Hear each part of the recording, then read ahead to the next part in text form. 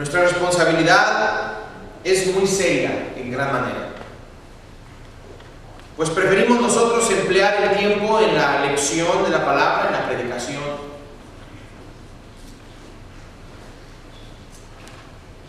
Queremos hablar de algo que venga de parte de Dios. Por supuesto que queremos hablar basados en la Escritura, queremos que este mensaje baje de los cielos, porque aquello que viene de Dios es bueno. ¿Estamos de acuerdo, hermanos? Vamos a comenzar leyendo una escritura que será nuestro texto base para la lección de esta mañana. Se encuentra en el Evangelio según Lucas, capítulo 3. El Evangelio según Lucas, capítulo 3. Vamos a leer desde el versículo 22 en adelante. Dice la palabra de Dios, usted lo puede leer en la Biblia, lo puede leer también en la pantalla. Lucas capítulo 3. En el año 15 del imperio de Tiberio César, siendo gobernador de Judea Poncio Pilato y Herodes tetrarca de Galilea, y su hermano Felipe tetrarca de Iturea, de la provincia de Traconite, y Lisanias tetrarca de Abilinia. Y siendo sumos sacerdotes Anás y Caifás, vino palabra de Dios a Juan, hijo de Zacarías, en el desierto. Y él fue por toda la región contigua al Jordán, predicando el bautismo del arrepentimiento y para el perdón de pecados. Dice el verso 4, como está escrito en el libro de las palabras del profeta Isaías, que dice, voz del que clama en el desierto, preparad el camino del Señor y enderezad sus sendas. Todo valle se rellenará y se bajará todo monte y collado. Los caminos torcidos serán enderezados y los caminos ásperos allanados. Y verá toda carne la salvación de Dios. Y decía a las multitudes que salían para ser bautizadas por él, oh generación de víboras, ¿quién nos enseñó a huir de la ira venidera? Haced pues frutos dignos de arrepentimiento, y no comencéis a decir dentro de vosotros mismos, tenemos a Abraham por padre, porque os digo que Dios puede levantar hijos a Abraham aún de estas piedras. Y ya también el hacha está puesta, dice Juan. Ya también el hacha está puesta a la raíz de los árboles. Por tanto, todo fruto, todo árbol que no da buen fruto se corta y se echa en el fuego. La gente preguntaba, diciendo, entonces, ¿qué haremos? Y respondiendo él les dijo, el que tiene 2 túnicas, dé al que no tiene. Y el que tiene que comer, haga lo mismo. Vinieron también unos publicanos para ser bautizados y le dijeron, maestro, ¿qué haremos? Él les dijo, no exijáis más de lo que os está ordenado. También le preguntaron unos soldados diciendo, ¿y nosotros qué haremos? Y les dijo, no hagáis extorsión a nadie, ni calumniéis, y contentaos con vuestro salario. Dice el verso 15, como el pueblo estaba en expectativa, preguntándose todos en sus corazones si acaso Juan sería el Cristo, respondió Juan diciendo a todos, yo a la verdad os bautizo en agua, pero viene uno más poderoso que yo, de quien no soy digno de desatar la correa de su calzado. Él os bautizará en Espíritu Santo y fuego. Su ventador está en su mano, y limpiará su era, y recogerá el trigo en su granero, y quemará la paja en fuego que nunca se apagará. Con estas y otras muchas exhortaciones anunciaba las buenas nuevas al pueblo. Entonces Herodes tetrarca, siendo reprendido por Juan a causa de Herodes, mujer de Felipe su hermano y de todas las maldades que Herodes había hecho, sobre todas ellas, añadió además esta: encerró a Juan en la cárcel.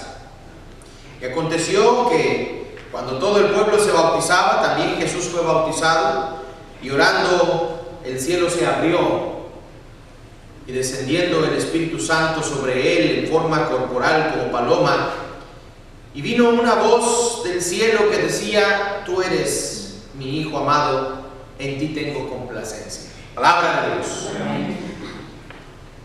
Junto a la ribera del Jordán ha aparecido un hombre simple. A simple vista, un hombre excéntrico. Su vestido está hecho de pelo de camello. Su dieta: langostas y miel silvestre. Y ya por días aparece a la ribera del Jordán, ya por días ha estado hablando a las multitudes que se han acercado a él, ya por días ha estado predicando un mensaje muy fuerte. Tiene un mensaje de parte de Dios para los hombres. El núcleo de su predicación es nada más ni nada menos que el arrepentimiento. Pero no es un hombre común, hermanos y amigos, no es simplemente un simpatizante de Dios que en un momento dado o a la hora del café busca la oportunidad de platicar de su Dios. No, es más que eso. Es un hombre al cual Dios le ha encomendado una obra muy importante. Es un hombre al cual Dios le ha encomendado un trabajo poderoso, tremendo, grande de hacer.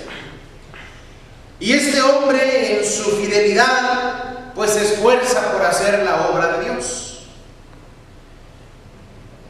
Es el hombre en el cual se cumple la profecía de Isaías. Ya alrededor de 740 años más o menos ha pasado desde que Isaías profetizó acerca de este hombre. Pero en ese día, en ese preciso día, pues la profecía no se ha olvidado. Es más, en ese día la profecía se está cumpliendo. Y a las orillas del río del Jordán se pueden oír estas palabras, se puede oír este mensaje con una voz muy fuerte y vigorosa, porque es la voz del que clama en el desierto. Voz que clama en el desierto. Evidentemente, la palabra del Señor se manifiesta de una manera poderosa en ese día. Voz del que clama en el desierto. Y el mensaje, hermanos, el mensaje es a los hombres. Y el mensaje a los hombres es lo que dice el versículo número 5. Preparad el camino del Señor, enderezad las sendas. Todo valle se rellenará, dice la Escritura, y se bajará todo monte y collado. Los caminos torcidos serán enderezados y los caminos ásperos allanados. Y verá toda carne la salvación de Dios. Fíjese la frase de este versículo 6. Y verá toda carne la salvación de Dios. Y estas palabras pues tenían un efecto tremendo en los oyentes. Porque estas palabras no eran palabras simples, no eran palabras echadas en saco roto. Al contrario. Son palabras que los hombres que están escuchando entendían muy bien. Es un mensaje que los hombres entendían muy bien. Entendían el significado de cada letra, entendían el significado de cada palabra, entendían el significado de cada frase. Y para estos oyentes, hermanos, no hay duda que Dios es el autor del mensaje. Y no pocos, sino muchos. Muchos se acercaban a Juan buscando solución. Sin embargo, Juan era muy directo, Juan era muy recio, era muy fuerte al decir las cosas. Y dice el versículo 7, y decía a las multitudes que salían para ser bautizadas por él: oh generación de víboras, ¿quién nos enseñó a huir de la ira venidera? Haced pues frutos dignos de arrepentimiento. Y no comencéis a decir dentro de vosotros mismos: tenemos a Abraham por padre, porque os digo que Dios puede levantar hijos de Abraham aún de estas piedras. Y ya también el hacha está puesta a la raíz de los árboles. Por tanto, todo árbol que no da buen fruto se corta y se echa en el fuego. Pues todo esto, hermanos, que Juan está diciendo, pues sucedía porque Juan era el precursor del Señor Jesús. Este profeta tenía la misión bien definida de poder preparar el terreno, de poder preparar ese terreno para la llegada del Mesías. Y la idea es bien clara. Son momentos muy importantes para toda la humanidad. Son momentos importantísimos para toda la creación, porque es el tiempo propicio, es el tiempo oportuno para descender de los cielos ese mensaje de amor, ese mensaje de misericordia de Dios para con los hombres. Y en ese momento en que la predicación de Juan el Bautista anuncia la llegada de Dios, también anuncia que esto conlleva la preparación de los hombres para poder recibir a Dios. Preparación, hermanos. Hay que estar preparados para recibirlo. Hay que estar preparados para recibir al Señor.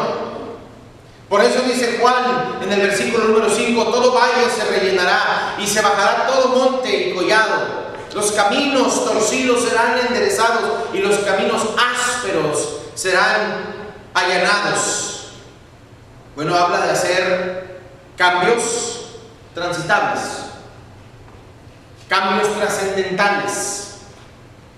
Habla de hacer caminos que sean transitables y que sean caminos abiertos, posibles en los cuales se pueda andar. Pero noten ustedes el versículo número 4, dice: preparad el camino del Señor, enderezar sus sendas. Yo pregunto, ¿acaso el Señor necesita preparar su camino? ¿Acaso el Señor necesita enderezar sus sendas? Pues la predicación, hermanos, no es para el Señor. La predicación es para los hombres. Como en esta mañana, la predicación es para nosotros. La predicación del mensaje es para usted y es para mí. La preparación, hermanos, es requerida a cada uno de los hombres para poder recibir a su Dios. No es simplemente un simple recibir a Dios. No, hermanos, esto es importante. Esto es serio. Es la llegada del Señor entre los hombres. Hay que preparar el camino. La preparación es requerida. Y los judíos lo entendían muy bien. Los judíos entendían esto, hermanos. Es por eso que venían en multitudes para poder ser bautizados. Porque ellos entendían que era la única manera de ver la salvación de Dios. Pero aún así, los que llegaban después y los que oían estas cosas, hermanos, pues se tenían que preguntar, buscando lo que era necesario hacer en frente de esta gran verdad. Pero vamos por partes, porque déjenme decirles, hermanos, que esto pues ya pasó. Esto ya sucedió. Ya hace casi 2000 años, han pasado más de 2000 años. 2000 años atrás han quedado en el tiempo. Todo esto estaba pasando alrededor de 2000 años, hermanos. Y para nosotros, para usted y para mí, esto es bien sencillo de oír. Es muy sencillo voltear a ver hacia el pasado y ver los eventos en la historia. Pero es Dios, hermanos, anunciando su llegada. Es Dios anunciando su venida, y son los judíos preparándose para este gran hecho. Pero yo me pregunto en este día, ¿no buscará el Señor esto mismo de nosotros? ¿No estarán en los planes de Dios que nosotros nos preparemos para su venida? ¿No buscará el Señor que también nosotros que estemos preparados, hermanos. Me da mucho temor pensar en esto, porque es fácil recibir, hermanos, lo que se nos presenta en charola de plata, ¿no?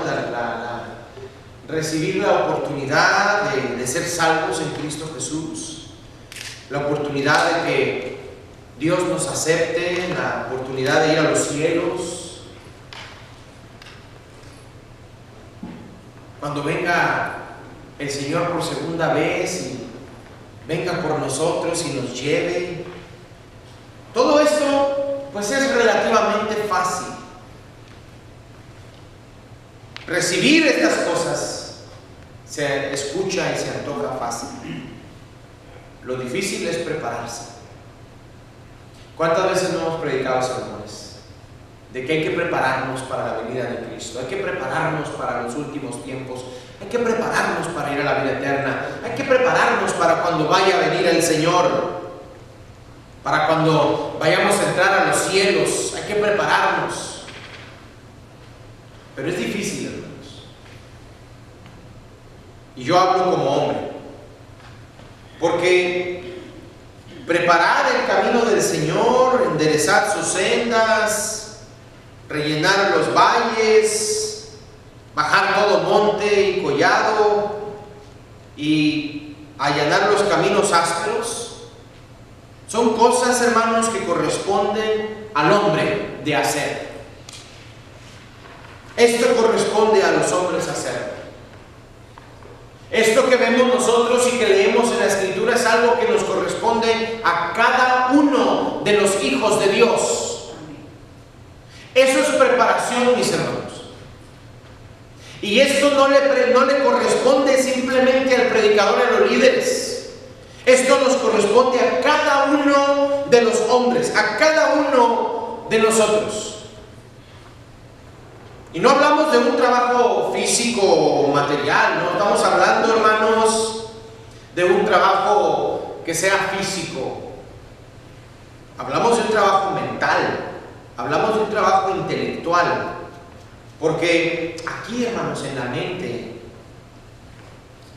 es donde la llegada del Señor puede ser estorbada. Aquí en la mente la venida de Cristo puede llegar a ser obstaculizada si no ponemos atención.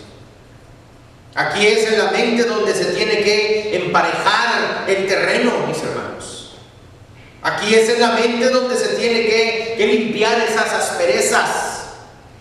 Es aquí en la mente donde el Señor quiere llegar y quiere ser recibido.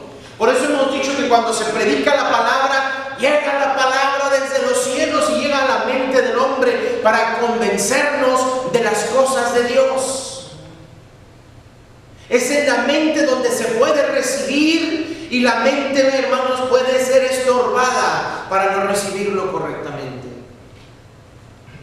Pero ese es el problema, hermanos. En materia de recibir al Señor hay un tremendo problema. O lo recibimos como Él quiere que lo recibamos, o lo recibo yo como yo quiero. Esto es un problema. Y en esto estriba la gran diferencia, hermanos, entre la clase de cristianismo que hay y que se vive en el día de hoy.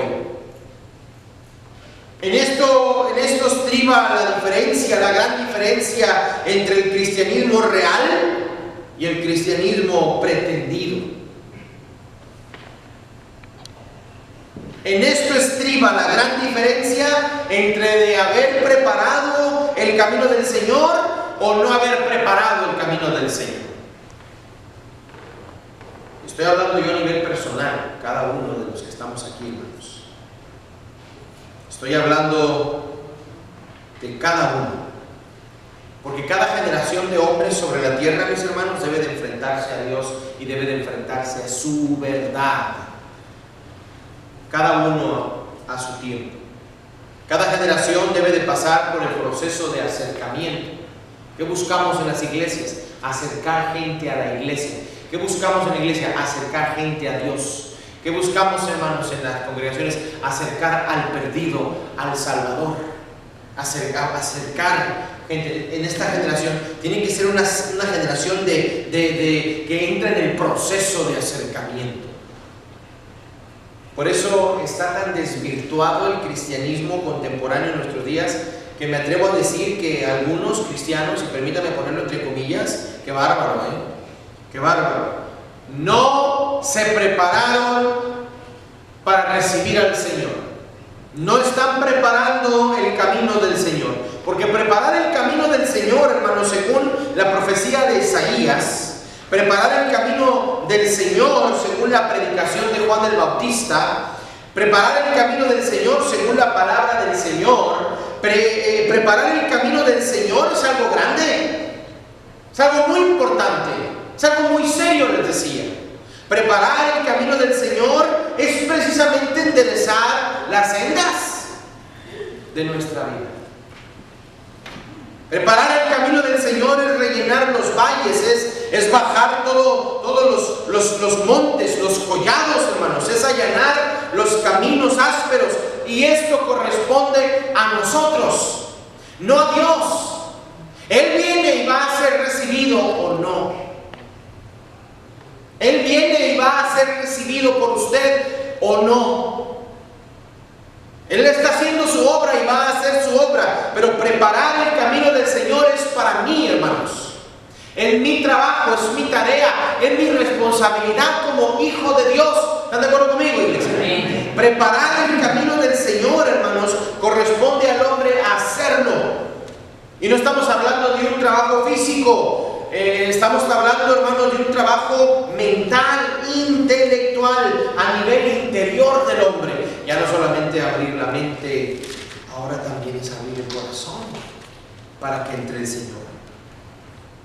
Porque es aquí en la mente donde la llegada del Señor, hermanos, puede ser estorbada, puede ser obstaculizada.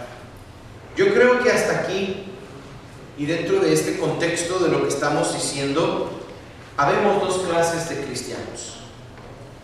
Los que nos hemos hecho el propósito de cambiar aquello que tiene que cambiar, los que nos hemos deshecho de todo aquello que estorba para recibir al Señor en nuestra mente, a diferencia de aquellos, este es el otro grupo, aquellos que simplemente aceptamos al Señor, pero no lo aceptamos totalmente. Aceptamos solamente parte de Él. Lo aceptamos en aquellas cosas que no causan mucho conflicto. Lo aceptamos en nuestros razonamientos ya preconcebidos. Lo aceptamos en esta mente y en esta conciencia muy liviana. Es la idea de abrir los ojos delante de lo que me gusta de Dios nada más, y luego cerrar los ojos donde no nos interesa. A Dios hay que recibirlo por completo, mis hermanos, no en partes. A Dios hay que recibirlo totalmente. Y la idea es terrible porque nos presenta una realidad que vivimos en nuestros días. Hombres y mujeres que recibimos al Señor, pero así como que muy minimizado, ¿no? Como que muy hecho pequeño, muy limitado, muy tapado, muy censurado. Quiero decir que escuchamos las verdades de Dios y escogemos verdades entre ellas. Lo que aceptamos, lo que no aceptamos. O sea, en esta clase de cristianismo solamente se acepta lo que a mí me parece, y lo que no me parece no se acepta. Lo demás lo desecho o se lo aplico al que está enseguida de mí.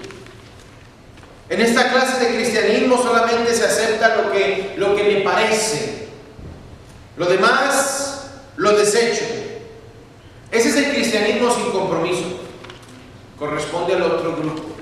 No corresponde al grupo del cristianismo verdadero, porque el cristianismo verdadero se compromete con el Señor y cumple al Señor. ¿Estamos de acuerdo, iglesia?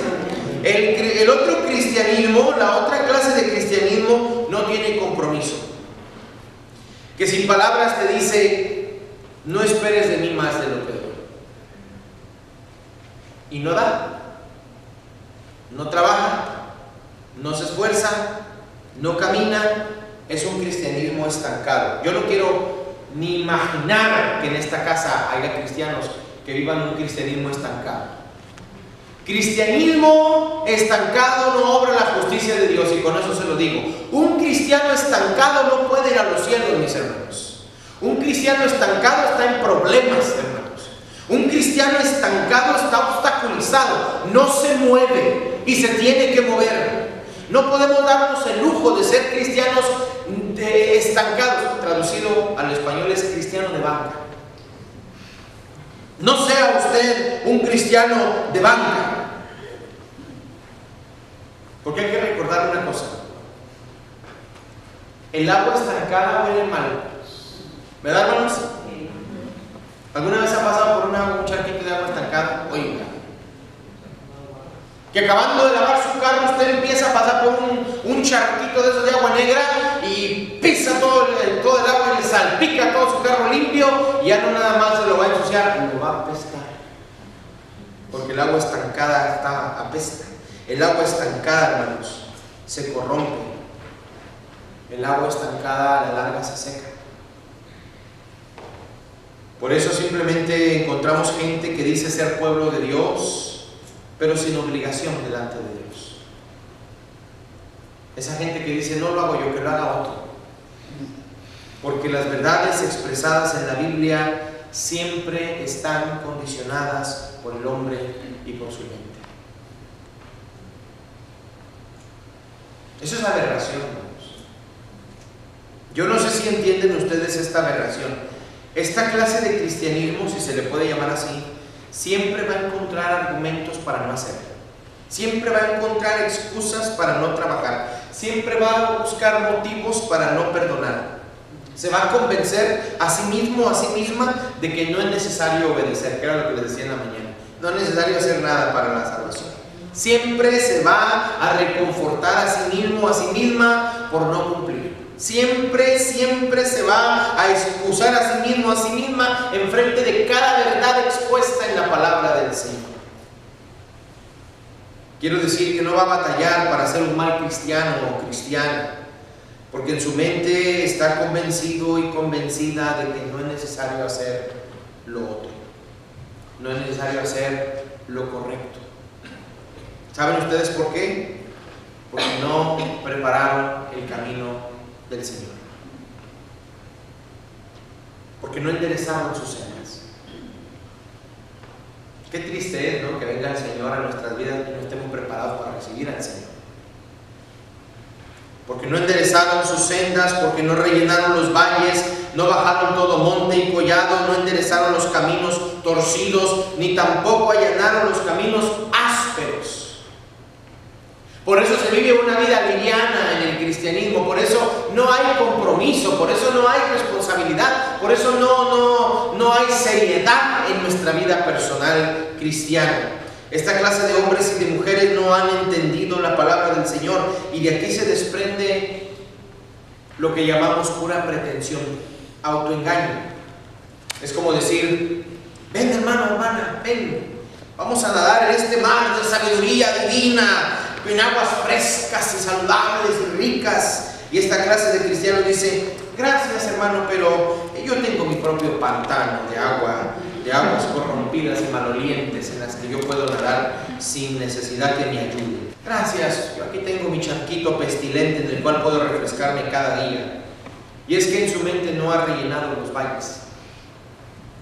Es como decir: hermano, hermana, ven, vamos a tener misericordia y vamos a dar de comer de la palabra del Señor a estos hombres que están perdidos y hambrientos de conocer a Cristo. Y dice: no puedo, hermano, porque tengo que ir a darle de comer a mis perros.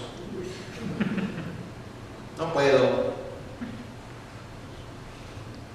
Es que mis perros me cuidan la casa, les tengo que alimentar.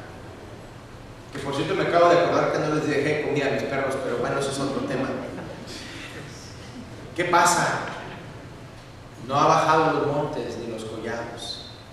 Es como decir: ven, hermano, ven. ¿Qué te parece si comemos este rico banquete espiritual de alimentos sabrosos y sanos? Y dice, no, gracias. Aquí tengo ya mi plato de carroña putrefacta para alimentarme. Es que no han enderezado los caminos torcidos, hermano. Es como decir, ven hermano, hermana, ven, vamos a perdonar como Dios nos perdonó. Y dicen, no puedo porque estoy ocupado en ir a cobrarle y no a alguien que me debe.